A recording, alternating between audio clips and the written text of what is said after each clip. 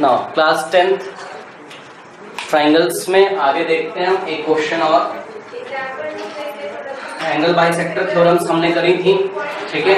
याद दिला दूं मैं आपको, उसमें क्या बताया जाता था हमको कि कोई ट्राइंगल अगर एबीसी है, ओके, और उसमें अगर एंगल ए का बाइसेक्टर ऐसे आ रहा है एडी, तो क्या बनता था BD upon DC is equals to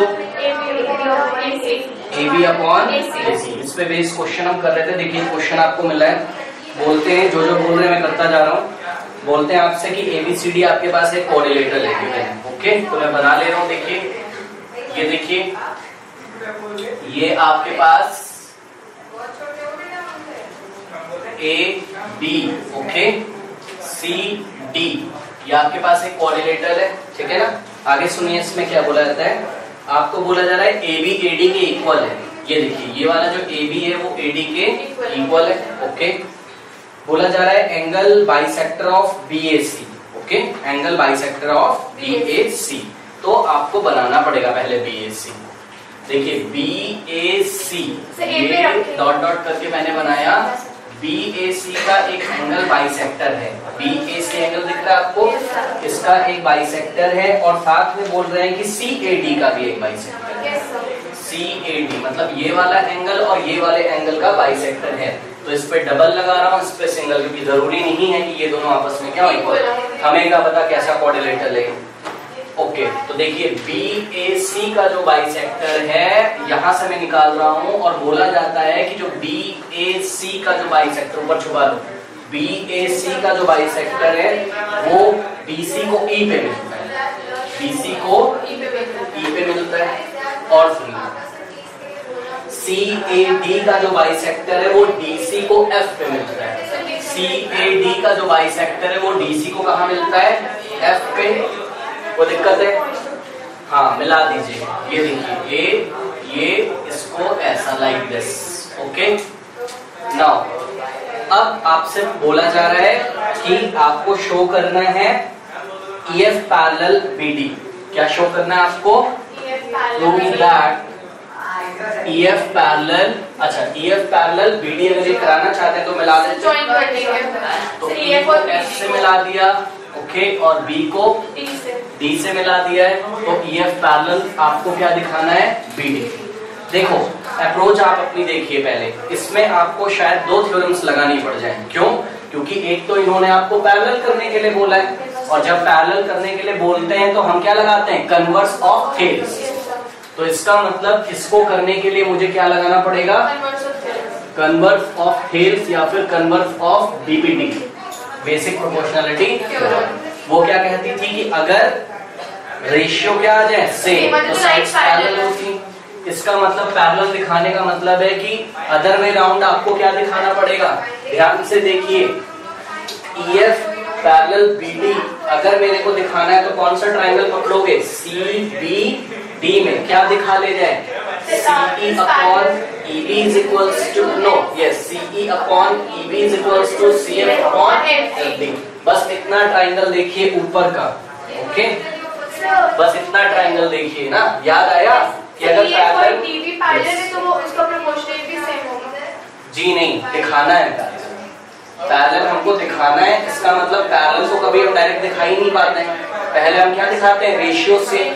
इसका मतलब जो प्रूफ करना है उससे आप निकाल के लेके आओगे कि आपको क्या प्रूफ करना है, CE upon EB is equals to CF upon FD, CF upon FD, ये आपको लेके आना है, ओके। तो सबसे पहले हमने ये अपना अलग सेक्शन बना लिया है जो हमको लेके आना है।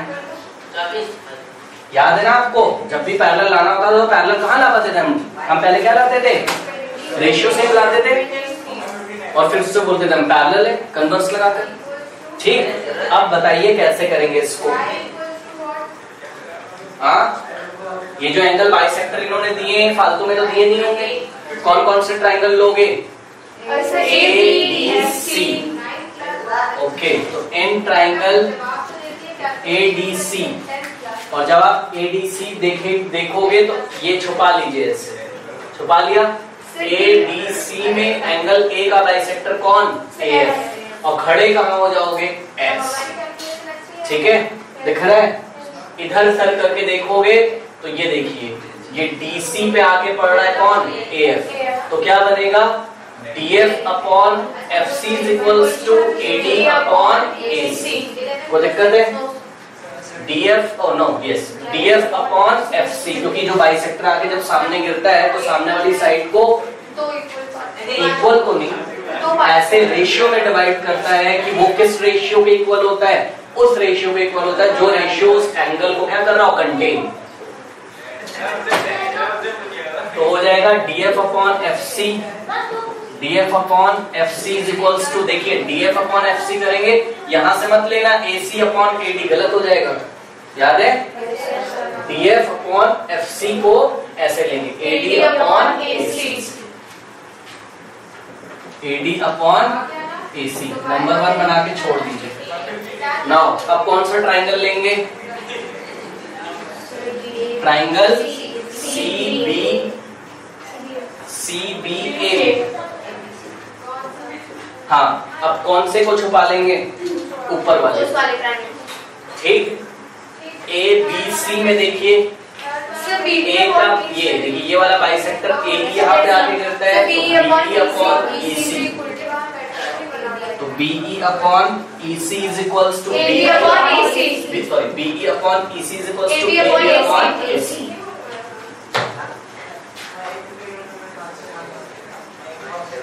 Okay, now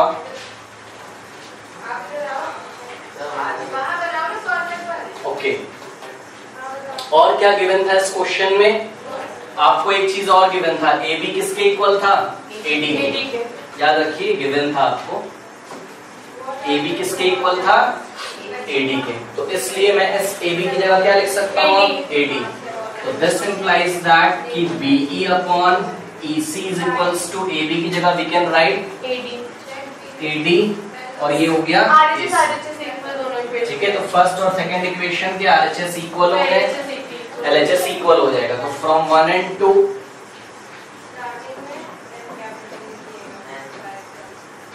DF upon FC is equals to BE upon EC। Okay, आ गया, यही लाना था। ये देखिए DF upon FC is equals to EB upon, now taking reciprocal on both sides, so this implies that FC upon DF is equals to EC upon BE। Okay, आ गया। तो अब ये DF upon sorry FC upon DF, FC upon DF is equals to CE upon BE आ गया। कौन से triangle में? DCB में।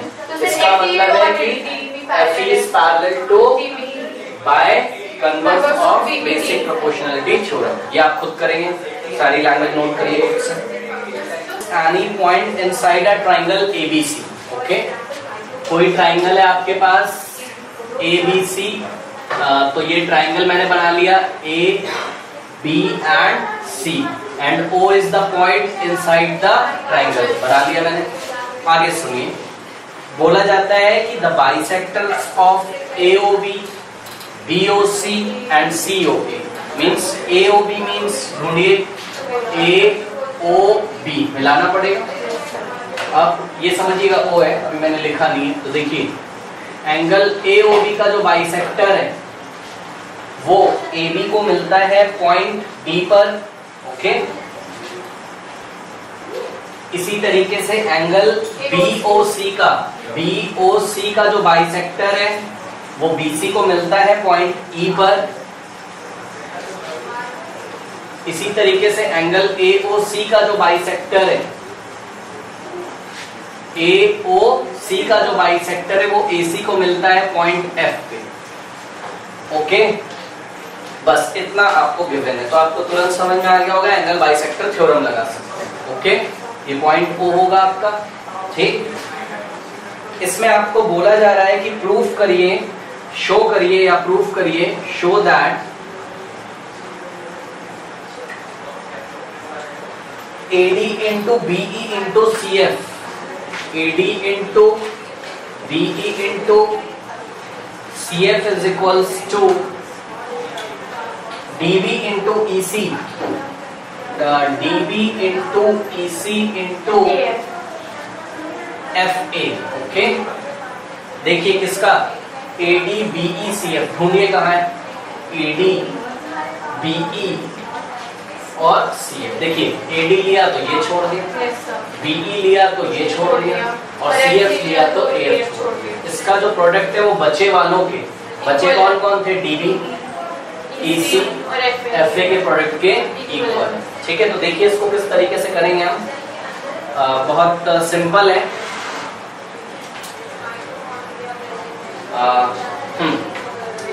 सबसे पहले एक एक ट्राइंगल आप उठाइए, इसमें कौन कौन से ट्राइंगल आपको देखते हैं। सबसे पहले आप उठाइए ए ओ बी में, देखो जैसे जैसे वो बोल रहे थे वैसे वैसे हम करेंगे। ए ओ बी में, तो in triangle A O B, बताइए क्या लगेगा। हाँ ये देखिए, ये वाला जो एंगल था ए ओ बी, इसका बाइसेक्टर कौन था, ओ डी।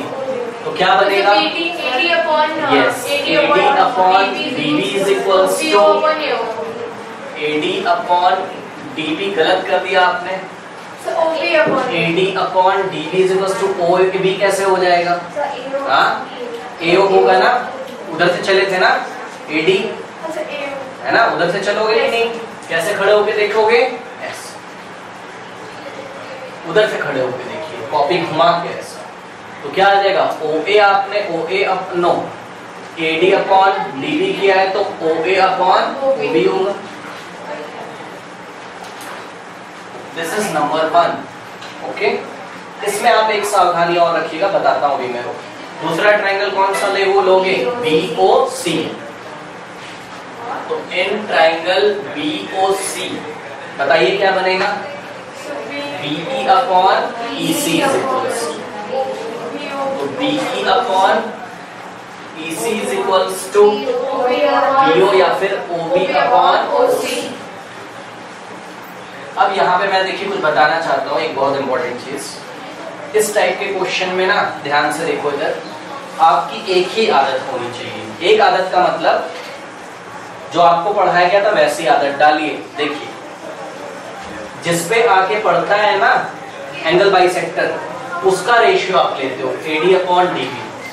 ये देखिए, तो जब दूसरे ट्राइंगल में करोगे, देखो मेरे पास दो ऑप्शन है दूसरे ट्राइंगल में, या तो मैं ऐसा लिख दूं, और का मतलब या तो मैं ऐसा नहीं लिख सकता था क्या, OB upon OC is equals to BE upon EC, ये गलत हो जाता क्या, ऐसे भी तो कर सकता था मैं, OB upon OC is equals to BE upon EC, लेकिन ऐसा मत लिखिए।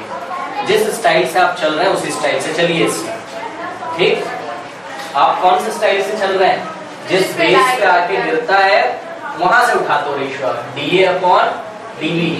तो यहाँ भी कैसे उठाएंगे, BE अपॉन EC। इसका एक फायदा होगा आपको, इसलिए मैं बोल रहा हूँ, पैटर्न मत खराब करिए अपना। और अगर आपको ऊपर से उठाना हो तो सिर्फ ऊपर से उठा के चलिए, मतलब अगर शुरुआत में OA upon OB is equals to AD upon DB किया होता तो यहाँ भी OB upon OC is equals to BE upon EC करते, लेकिन अभी जो पैटर्न आप फॉलो कर रहे हैं उसे ही आप फॉलो करेंगे। ठीक, इसलिए पैटर्न इसमें गड़बड़ नहीं करना। In triangle COA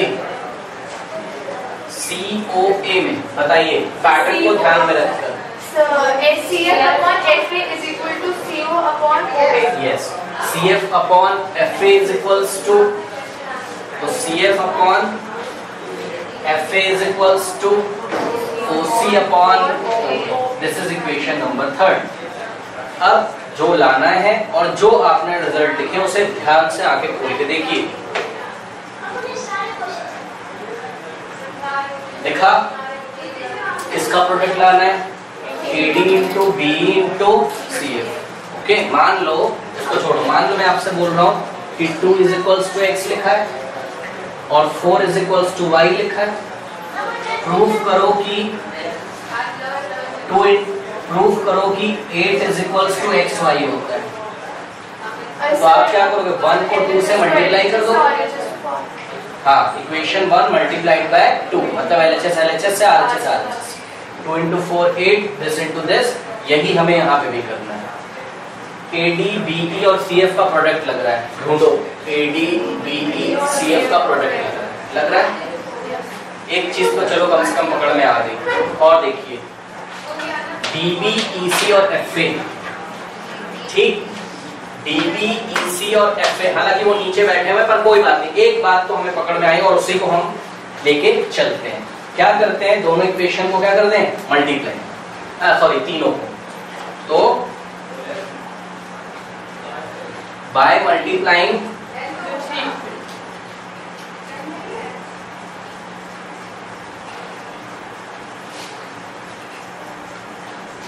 multiplying 1, 2 and 3, तीनों को मल्टीप्लाई करते हैं, देखते हैं क्या होता है, फिर उसको हैंडल करेंगे अगर गड़बड़ करेगा तो।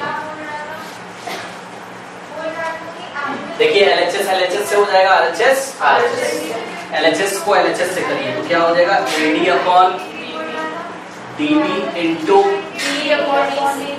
BE upon EC into CF upon FA is equals to, right में देखिए OA upon OB into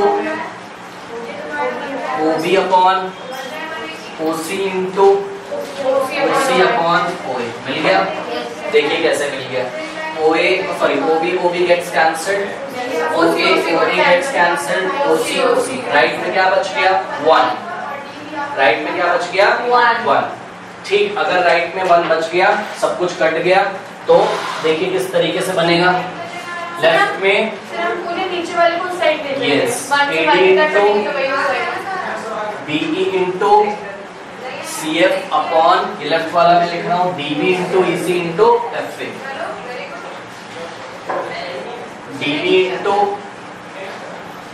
EC into FA is equals to क्या आ गया, और 1 को क्या लिख सकते हो, 1 अपॉन, और फिर क्या लगा सकते हो, क्रॉस मल्टीप्लिकेशन। ये वाला इससे होगा, कुछ भी अगर 1 से होता है तो वही आता है, तो this implies that AD into BE into CF, फिर क्या लगाते हैं, इक्वल टू, फिर ये वाला इससे होता है तब भी कितना आ जाएगा, वही, तो DB into EC into FA, तो ये पहचानने का तरीका है, हेंस प्रूफ करिए।